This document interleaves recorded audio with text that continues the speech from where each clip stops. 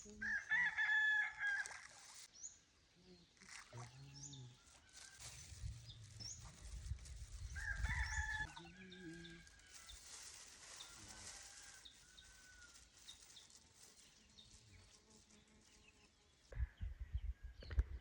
ปลาเริ่มสู้ไก่โจกแล้วพี่น้องแอมไปแอมมาแล้ว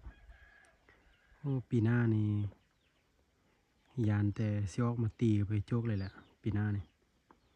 ปีนี้เหียนขั้นเนาะ1 ปีเต็มๆเนาะ2 ปีนี่ลองเบิ่งว่า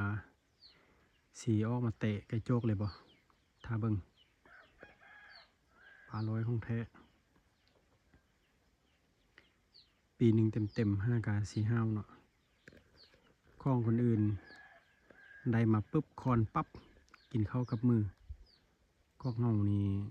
ได้มาเป็นปีแล้วย่างไปมอนี่บินตำหุ่นตำพีปานฝ่านอยู่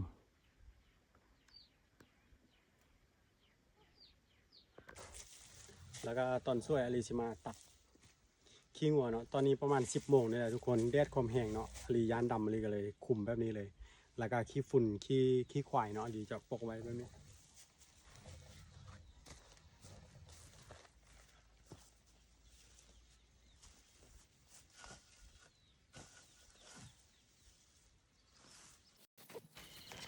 การตักก็จะค่อนข้างลำบากนิดหนึ่งเนื่องจากว่าบ่มีไผจับตีทงให้อะไรก็เลยต้องได้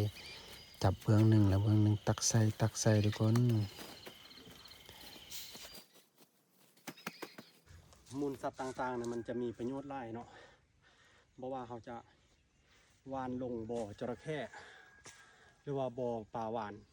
ปลาโลมาก็ได้คือกันหรือว่าเขาสิตักแห้งเราเฮ็ดพอล่ามก็ได้คือกันพี่น้องมันมีหลายวิธีเฮ็ดแล้วก็มีประโยชน์หลากหลายอันหลายแนวเนาะมาดูกัน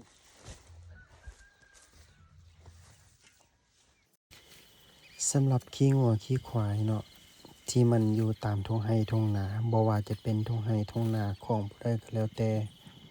คนในหมู่บ้านหรือว่าเขตใกล้เคียงสามารถมาเอาได้ตามใจเลยพี่น้อง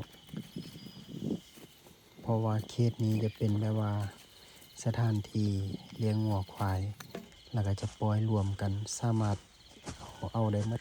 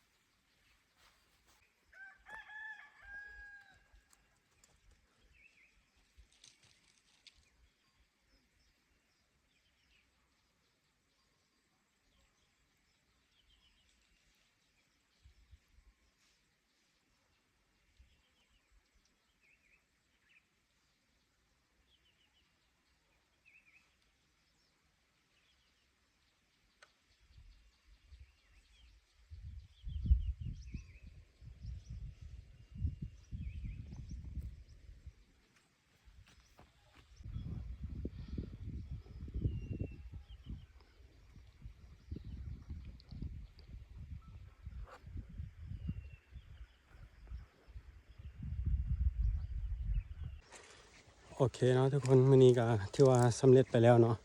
การที่เอามูลอิสระของอันงัวควายหมูไก่มาปล่อยลงน่องพักบ่อไว้ประมาณ3-5-4 มื้อหรือว่า5 มื้อทุกคนหลังจากนั้นก็ซื้อไก่มาปล่อยเนาะก็ถือว่าเรียบร้อยไปแล้วมื้อนี้อาลีน่าจะพักผ่อนเพียงเท่านี้ก่อน